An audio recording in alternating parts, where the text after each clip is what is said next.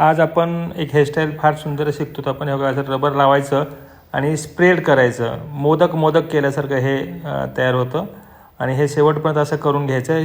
3 भाग करायचे केसाचे. पहिल्यांदा हे बघा ह्या साईडच्या भागाला वेणी करायची, साधी वेणी घालून एक एक भाग स्प्रेड करायचा उजव्या बाजूला. हे बघा असं स्प्रेड करायचं आणि वरपासून खालीपर्यंत तेच करत राहायचं. बघा असं करून असं स्प्रेड करायचं.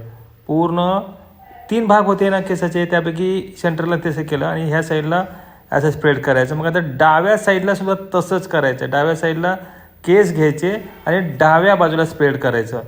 बघा वेणी घेतली, हे बघा डाव्या हाताने डाव्या बाजूला स्प्रेड केलं. इकडल्या साईडला उजव्या हाताने स्प्रेड करायचं आणि ह्या साईडला डाव्या हाताने स्प्रेड करत राहायचं.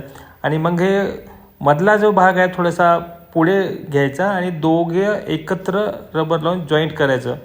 हे बघा दोघाला जॉईंट केलं, पुढे टाकलं त्याला आणि हे दोन्ही एकजीव केले. म्हणजे ह्याचं पिना लावून, बॉबी पिना लावून त्याला एकत्र केलं.